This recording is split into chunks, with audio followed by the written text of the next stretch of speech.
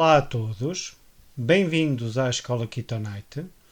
É com prazer que trazemos até ti mais uma aula desta escola. Como tu podes ver, hoje temos a aula número 4 desta segunda teoria, não é? Teoria 2, 8 e Aven, que tem como objetivo explicar um pouco do capítulo 17 de Apocalipse. Como tu sabes e tens aqui no nosso canal 8 aulas da teoria número 1, 666 Yavanim, que é muito útil para a compreensão desta teoria 2, 8 Yavan. Nós faremos referência várias vezes à primeira teoria. Okay? Portanto, é essencial que tu conheças bem a teoria 1, 666 Yavanim, ok? E para também depois perceberes um pouco desta teoria 8 Yavan. Temos também já 3 aulas desta mesma teoria, que são importantes também para a compreensão desta quarta aula, por isso se ainda não as viste neste momento, convido-te a ver essas 3 primeiras aulas e depois então depois vês esta quarta aula. Que nós hoje vamos falar sobre abismo. Abismo. O que é que significa abismo à luz das Sagradas Escrituras? Nós vamos tentar usar as Sagradas Escrituras, não é? Obviamente que será sempre uma interpretação minha, para tentar perceber o que é que significa abismo. Porquê? Porque se tu fores a vários sítios da internet, não é? Tu vais encontrar 1001 interpretações deste mesmo abismo, com coisas mesmo surpreendentes. Mas eu não quero ser eu a falar, mas sim as Sagradas Escrituras. E eu vou tentar, através dos originais, porque é esse o objetivo principal das minhas explicações, é mesmo levar ao original das Sagradas Escrituras, tentar perceber o que é que significa abismo. Okay? Como tu podes ver aqui nesta imagem, lindíssima, não é? Hoje vamos falar de um acontecimento trágico, não é? Que está relatado na Bíblia, logo no primeiro livro da Bíblia, em Gênesis, em que Deus ordenou ao seu servo Noé, não é? Ao seu servo Noé, que construísse uma arca para a preservação da vida nesta terra. Isto é, a preservação da raça humana e das diferentes espécies, não é, que ele criou e que colocou aqui nesta terra. Como tu sabes, esta terra foi destruída pela água, não é? Deus depois, obviamente, que pensou que talvez não teria sido a melhor maneira de resolver o problema, não é? Não sei, só Deus na sua infinita sabedoria, só Ele é que sabe, não é? Mas também disse que nunca mais o faria, e hoje em dia tu tens o arco-íris, não é? Que te mostra exatamente que Deus nunca mais vai destruir esta terra pela água, não é? Pela água. Ele diz que nunca mais o faria. E tens o arco-íris como a prova da palavra de Deus. Hoje vamos usar exatamente este acontecimento trágico para tentar perceber o que é o abismo, não é? Portanto, é isso que nós vamos fazer nesta aula. Antes de passar propriamente ao abismo, eu gostava daqui de referir o que é que significa uma interpretação. Ok? Então é assim, antes de continuar, não é, a nossa aula e a nossa teoria, gostaria de referir algo extremamente importante que eu usei na teoria 666 Yavanim, mas que não referi na altura, pois não precisei. Portanto, tens aqui a imagem principal da teoria 1, 666 Yavanim, não é? Mais uma vez eu estou a referir a primeira teoria, e aqui eu vou exatamente dizer aquilo que eu fiz, ou aquilo que eu penso, e que não referi na teoria 666 Yavanim. Aqui vai. Não se pode interpretar uma interpretação. Ok? Portanto, aquilo que eu digo é que nós não podemos interpretar uma interpretação. Caso contrário, daqui a 100 anos, quando eu já não estiver para estas bandas, não é? Eu penso que quando tiver 150 anos, ou se eu vivesse até aos 150 anos, acho que é uma missão impossível, não é? Eu nunca conseguiria tal feito. Portanto, eu acho que daqui a 100 anos eu já não estou por aqui, tenho quase a certeza absoluta. Alguém vai encontrar esta teoria, não é? Por exemplo, a teoria número 1 ou número 2, porque já é muito conhecida, ou pelo menos penso que já é conhecida, muito, não sei. E vai interpretar a minha interpretação. Não é? Portanto, se houver alguém que encontra a minha interpretação, depois vai interpretar a minha interpretação. E depois existirá outra pessoa que fará a interpretação da interpretação da interpretação que eu fiz. Não é? E com estas interpretações, a profecia pode ser aquilo que nós quisermos. Como se diz em Portugal, quem conta um conto aumenta um ponto. Portanto, em Portugal nós dizemos isto: quem conta um conto aumenta um ponto. Isto é, sempre que nós contamos alguma coisa, acrescentamos sempre qualquer coisa. Então depois chegamos a um ponto que costuma-se dizer a interpretação pode ser aquilo que nós quisermos. E aquilo que eu digo é que se alguém quiser dar uma interpretação, não é? Tem que ser do texto bíblico. Isto é, não pode interpretar aquilo que já foi interpretado. Okay? Está errado. Portanto, se a pessoa interpretar aquilo que já está interpretado, à partida está errado. Está errado. Portanto, é a conclusão que eu tenho. Tiro. Tenho e tiro. Portanto, tem que fazer uma interpretação do texto bíblico e não da minha interpretação.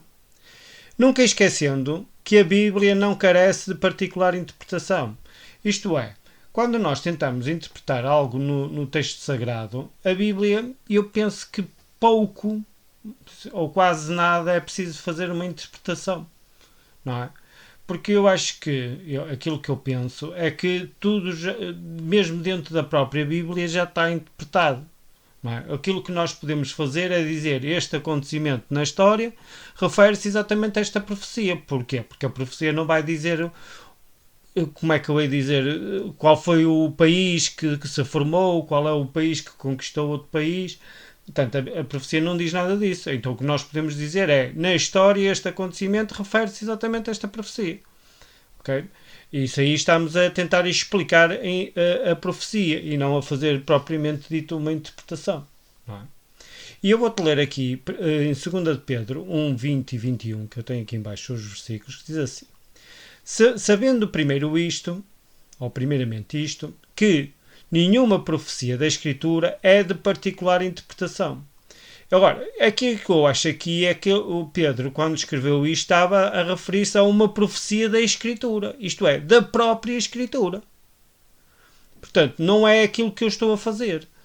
Eu, na minha ideia, acho que aquilo que está na Bíblia é que não foi escrito, como é que eu ia dizer, por sua própria vontade. E diz assim, porque nenhuma profecia foi produzida por vontade de homem algum, mas homens santos de Deus falaram inspirados pelo Espírito Santo. Portanto, eu penso que aqui, quando se fala em particular interpretação, não é aquilo que eu estou a fazer, mas sim aquilo que os homens, que eu nem sequer me comparo com essas pessoas, são pessoas extremamente santas, ligadas a Deus de uma maneira que eu nunca serei na minha vida, não é? É que escreveram os textos que hoje em dia nós encontramos nas Sagradas Escrituras. E esses sim.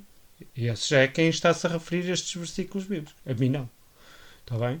Portanto, quando nós fazemos uma interpretação, aquilo que eu escrevi aqui e que te vou ler é o seguinte.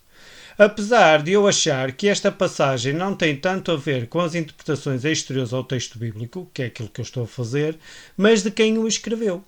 É aquilo que eu acho. Portanto, este versículo não está relacionado com aquilo que eu estou a fazer, mas sim aquelas pessoas extremamente santas, não é? Com uma comunhão com Deus fora de série, que escreveram essas mesmas profecias e que estão no cânone sagrado. Esses sim. E digo isto porque todas as interpretações da parte de Deus sobre o Apocalipse foram dadas a João. Portanto, eu, na minha humilde sapiência, não é?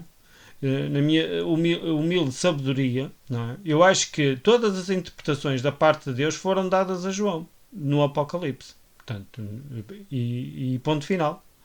O máximo que pode acontecer é Deus usar uma mensagem já transmitida, isto é, no passado, de João, profética ou não, para criar uma nova profecia. Isto é, existem profecias que estão no Apocalipse que não estão interpretadas, ok? Porque já foram interpretadas antes e não depois. Eu não sei se estou-me a fazer entender. Portanto, as profecias que não estão interpretadas no João e no Apocalipse de João já foram interpretadas em livros anteriores, que estão no cânone sagrado. Ok? E eu costumo dizer, e é uma das coisas que eu tenho sempre em atenção, e gostava de salientar aqui, é que não existem profecias iguais. Ok? Não existem profecias iguais. E quando se tenta tentar explicar uma profecia dizendo que essa profecia equivale a outra profecia anterior, errado. Errado. Para mim não existem profecias iguais. Não existem. Ok? Sendo assim, qualquer interpretação que não esteja na Bíblia é particular. Ponto final. Portanto, se aquilo que eu estou a fazer aqui é uma interpretação particular, minha. Ok? E aquilo, o meu objetivo não é que eu tenha razão e os outros sejam completamente errados, não é? Mas é levar-te a ti a pensar, não é? Que se calhar, não é? Eu posso estar certo, mas também tu podes ir um pouco mais longe. Okay? É esse o objetivo. Tá bem? A partir do versículo 7 de Apocalipse 17 é dada a interpretação pelo anjo. Okay? Portanto, o anjo dá uma interpretação a partir do versículo 7. E como é óbvio, não é? Como é óbvio, está completamente correta, não é? Portanto, se é a interpretação do anjo, mensageiro enviado diretamente do Eterno, por isso só pode estar certo, não é? Por isso não é necessário fazer qualquer tipo de interpretação adicional. E o que eu vou fazer a partir deste momento é tomar à letra tudo aquilo que o anjo disser. Isto é, eu não vou fazer qualquer interpretação adicional, a menos que o simbolismo se mantenha. Ok? Como, por exemplo, a presença da besta e da mulher. Não é? Porque a besta não é besta. Não é? Como, se vocês lembram aquilo que eu disse na teoria 666 Yavanim, para mim, a besta do Apocalipse, que eu não estou a dizer que é esta besta, mais à frente nós vamos estudar esse aspecto, é um povo. Não é? Portanto, esta besta é um povo e esta mulher, também vimos na aula anterior, que é uma cidade. Qual é a cidade? Nós também já vimos que tem todas as características de ser a cidade de Roma. Não é? Portanto, esta besta seria um povo e esta mulher a cidade de Roma. Não é? Portanto, só neste caso da presença da besta e da mulher, por exemplo, é que nós vamos manter a interpretação. Porquê? Porque já vimos que essa mesma interpretação, e até vimos na aula passada, que cidade, e foi interpretado pelo próprio anjo, vimos no versículo 18 de Apocalipse 17, é exatamente, mulher é uma cidade, não é? A cidade que reina sobre os reis da terra. Vamos então hoje ver os versículos 7 e 8 de Apocalipse, e no versículo 7 diz o seguinte: E o anjo me disse, ora, o anjo disse a quem? A João. Porquê é que tu estás admirado? Porquê é que te admiras? Não é? Eu te direi o mistério da mulher e da besta que a traz, a qual tem 7 cabeças e 10 chifres. Ora, o mistério, isto é, eu vou-te revelar aquilo que para ti neste momento ainda está em desconhecido. Não é? Para ti é desconhecido, não sabes o que é esta mulher, não sabes o que é a besta que a carrega, não é? E portanto, eu vou-te fazer revelar o que é que isto é. Okay? O que é que ela é? Então ele começa por revelar a besta. Não é? Ele vai interpretar esta mesma besta. Ele diz assim: a besta que viste, portanto aquela que tu viste no início, foi e já não é. Portanto, aqui eu penso que este é o ponto fulcral desta mesma mensagem. E eu penso que se nós não percebermos isto, costuma-se dizer, não vale a pena adiantar mais nada nas profecias. Porque diz que a besta que tu viste foi e já não é. Portanto, ela foi no passado. No passado de quem? No passado de João. E agora ela já não é. Portanto, ela tinha existido no passado de João. Agora não era. Portanto, podemos assim dizer, como nação não existia. Não existia como um território. Não é? Porque é muito fácil pensar nisto, porque estaria subjugada pelo Império Romano, porque já não era. Não é? Imagina que, por exemplo, Espanha ocupava Portugal, não é? Neste momento Portugal não é? Mas se Espanha conquistasse Portugal, tudo seria Espanha e Portugal já não era. Não é? Portanto, foi no passado, não é? Se agora já não fosse, não é? Mas agora já não é. É isto. É isto que está aqui no Apocalipse, é isto. Portanto, isto é, era um povo que foi conquistado pelos romanos. Isto é, ela foi no passado, mas agora ela já não é. E mais, e há de subir do abismo. Aqui é que está o ponto principal desta mesma aula. Ela há de subir do abismo. Como se diz em grego, abissou. Abissoi. Abissoi. Ok? Abissoi, abismo. Repara que é muito parecido com a nossa palavra. Abismo. Abissoi. Então hoje nós vamos ver o que é que significa este abismo, não é? Que é para depois, quando fizermos esta interpretação da besta que já não é, que foi e já não é, mas há de subir do abismo. Ora, o que é que isto quer dizer? Quer dizer que este povo tinha de um território, uma nação antes. Não era, porque tinha sido conquistado pelos romanos. Mas haveria de voltar. Haveria de voltar. Ok? De onde é que ele haveria de voltar? Do abismo. Ok? Repara, isto aqui já nos faz ver que existem muitos poucos povos, não é? Com estas características. Não é? E depois diz que irá à perdição. O que é a perdição? A perdição, em grego, é o apolion. O apolion também vem no outro capítulo de Apocalipse. Um dia vamos falar sobre este apolion. Este apolion quer dizer mesmo destruição, perdição. Okay? Que é exatamente fim. É a palavra que nós podemos dizer vai até ao fim. Isto é, até acabar. Pronto, é isto que tem aqui o acabar. O acabar quando? Ok? É isso que nós também um dia haveremos de ver. E diz assim, e os que habitam na terra, e depois está aqui entre parênteses aqui um texto que eu penso que no original ele não estaria, não é? Cujos nomes não estão escritos no livro da vida, desde a fundação do mundo, se admirarão. Eu penso que não é só esses, eu penso que é toda a gente. É os que habitam na terra se admirarão. Toda a gente. Vendo a besta que era e já não é, repara, que era, que foi, e já não é, mas que há de ser. Mas que ainda é. Ok? Mas a aula de hoje nós vamos tentar descobrir o que é este abismo. Ok? O objetivo da aula de hoje é só perceber o que é o abismo. Então diz assim, o anjo faz saber a João quem é a besta que ele viu. Ok? Ele faz saber a João quem é a besta que ele viu. Ele diz assim, a besta é a que foi e já não é e há de subir do abismo. Mais à frente, nós voltaremos à besta no capítulo As Bestas do Apocalipse. Portanto, numa aula que onde falamos das bestas do Apocalipse, e aí nós vamos estudar cada uma ao seu pormenor, e vamos ver exatamente o que é que cada uma das bestas tem de especial e quantas bestas é que o Apocalipse tem. É esse o nosso objetivo nas bestas do Apocalipse. E aqui eu penso que o anjo faz saber a João exatamente que besta é esta.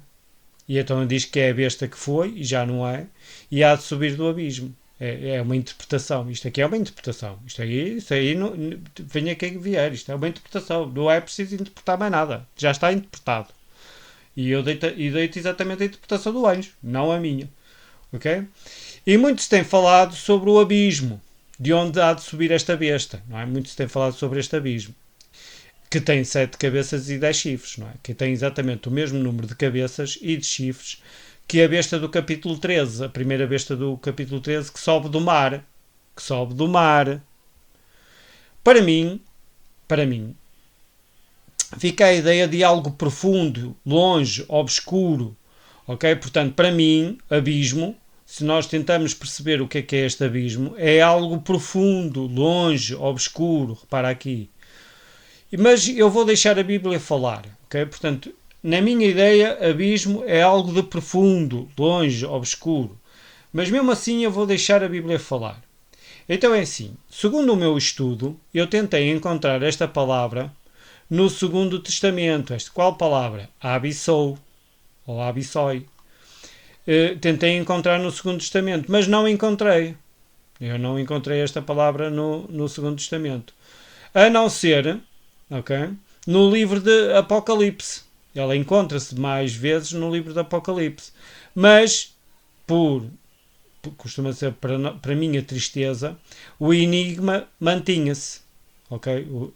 Para tristeza minha.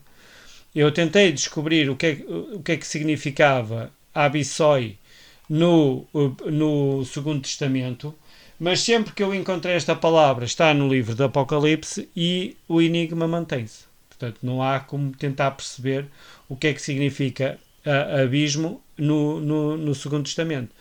Desta realidade, eu concluí que a resposta, mais uma vez, está no Primeiro Testamento. Repara que eu fui encontrar o nome da besta no Primeiro Testamento e agora eu concluo exatamente que a resposta a este mesmo abismo está no Primeiro Testamento. E eu encontrei exatamente no livro de Gênesis uma história, não é? Encontra-se no livro de Gênesis, uma história onde se encontra a palavra Tohum. Tohum.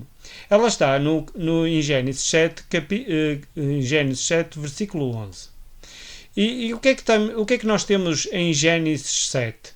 Em Gênesis 7 temos exatamente o dilúvio. Não é? Temos exatamente o dilúvio. E repara que nós temos exatamente aqui a inundação, não é? 40 dias houve o dilúvio sobre a terra, onde cresceram as águas e ergueram a arca, não é? Mas estas águas vieram de onde? Não é? Tu podes perguntar, mas então, se começar a chover, não é? Sabes que a água quando começa a chover, vem do céu, mas para ela ir para o céu, ela tem que primeiro subir para o céu, não é? Para depois descer. É assim que as coisas. É o ciclo da água, não é? E portanto, ela para descer, ela tem que primeiro subir, não é? Primeiro evapora-se, formam-se as nuvens e depois chove, não é? O ciclo da água. E então, mas será que para encher a terra, porque toda a terra ficou coberta por água, penso na minha ideia, costuma-se dizer, muito reduzida, que só a água do céu não era suficiente para inundar todo o nosso planeta. E é verdade. E repara que, diz assim no versículo 11, no ano 600 da vida de Noé, no segundo mês, no 17º dia do segundo mês, nesse dia jorraram todas as fontes do grande abismo e abriram-se as comportas do céu. Ora, está aqui a palavra abismo. Esta palavra abismo não é abissou, ou abissoi. Porquê? Porque essa palavra é uma palavra grega. E como tu já sabes, que já estudamos na primeira teoria, o Gênesis foi escrito em hebraico. Portanto, esta palavra é tohum. Eu vou-te mostrar aqui no hebraico a palavra tohum. Tohum rabá. Por exemplo, há uma expressão muito usada em Israel que é todá rabá. Todá rabá quer dizer muito obrigado. Portanto, quando fores a Israel e precisares de agradecer, dizes sempre todá rabá. Todá rabá quer dizer muito obrigado. Ora, Tohum Rabá quer dizer muito abismo. Ok? Muito abismo. Isto é, grande abismo. Muito abismo. Muito abismo. Tohum Rabá. E, portanto, aqui, não é? As fontes do grande abismo. Foi traduzido por grande abismo, mas podia ser muito abismo. Isto é, uma coisa grande, mesmo muito grande. Como tu sabes, não é? E pelos estudos feitos já pelo ser humano, no nosso planeta Terra, não é? Existe muita água subterrânea, não é? Que está nas profundezas tanto da Terra como do mar. O que Deus fez foi exatamente abrir estas mesmas fontes do abismo, não é? Para inundar toda a Terra, isto é, com a água que veio do céu e com toda a água que existia no interior da Terra, foi possível exatamente inundar toda a face da Terra. Ok? E esta cena trágica, esta história trágica, não é? Mostra-nos exatamente esta explicação de Tohum, de abismo. Portanto, não tem nada de místico, nem nada de fantástico, não é? Apenas significa exatamente águas profundas, não é? Está relacionado com água, mais uma vez é água, não é? Mais uma vez é água, e está relacionado exatamente com águas profundas. E coisa curiosa, que tu vês aqui, não é? Nós já falamos no Shem, no Ham e no Yafet. Mais uma vez aparecem aqui os três, o Shem, o Ham e o Yafet, que com mais Noé e a sua esposa e as esposas destes seus 3 filhos, num total de 8 pessoas, não é? Entraram dentro da arca e assim Deus conseguiu preservar a raça humana, não é? Coisa curiosa. E os animais, como é óbvio. Está aqui tudo. Eu depois convido-te a estudar exatamente este mesmo Gênesis, não é? Porque é extremamente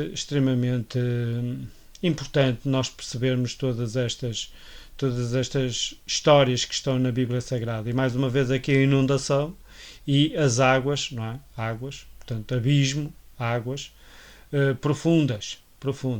Okay?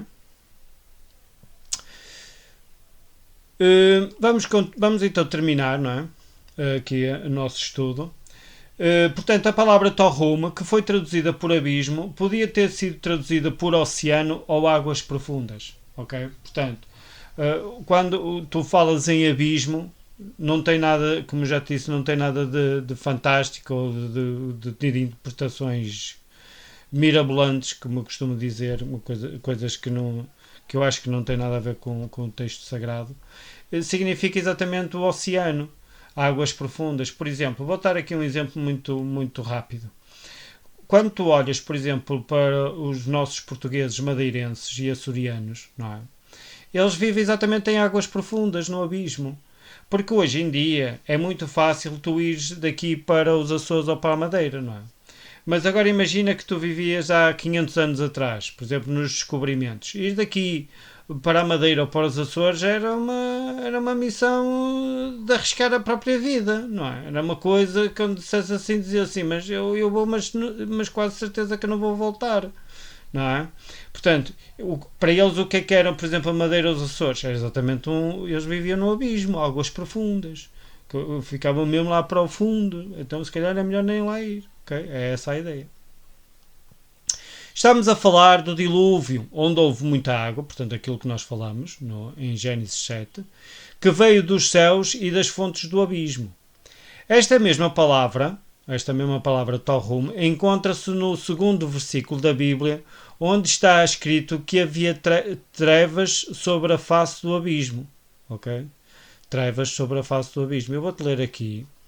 Gênesis, capítulo 1, versículo 2. E a terra era sem forma e vazia, e havia trevas sobre a face do abismo. Portanto, aqui nem sequer havia raça humana. Portanto, não tem nada a ver com a raça humana. Abismo não tem nada a ver com a raça humana. Nada. Porque aqui temos a palavra Tohum. Está aqui a palavra Tohum, outra vez. E vem aqui a palavra abismo. Portanto, abismo não tem nada a ver com o ser humano. Nem com morte, nem nada disso. Não tem nada a ver com esse tipo de interpretação.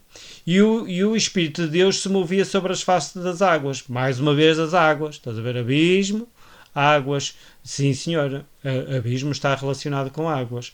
E repara que eu tenho aqui exatamente a tradução da palavra Tohum em hebraico. E tu podes ver aqui profundidade, profundezas, lugares profundos, abismo, o oceano, profundezas, outra vez oceano, profundezas do oceano, abismo, ok? Estás a ver? Profundezas de um rio, abismo. E num último caso, não é? Poderá aqui aparecer sepultura, mas qual é a sepultura? Exatamente na parte de ser profundo, ok? Onde é que as pessoas são enterradas? Exatamente num lugar profundo. É só nesse sentido da interpretação do Tohum, mas eu acho que mesmo assim Tohum tem a ver exatamente com águas profundas, oceano, coisas assim profundo, mas tudo relacionado com a água, ok? Espero que tenha te elucidado um pouco mais sobre a palavra abismo, ok? Portanto, para mim não tenho dúvidas nenhumas e concluo sem dúvidas nenhumas que abismo significa exatamente águas profundas. E quando eu fizer a interpretação deste mesmo abismo, mais para a frente, eu vou usar exatamente esta ideia de águas profundas, ok? E espero que tenhas gostado da nossa aula, ok? E que te inscrevas no nosso canal, se gostaste da nossa aula e desta escola Ketonite, okay? Para receberes exatamente mais informações deste mesmo canal e para também poderes também partilhar estas mesmas aulas com os teus colegas. Deixa o teu like, tá bem? Aciona as notificações desta escola que já penso que já é a tua, ok? Então, tudo bom para ti.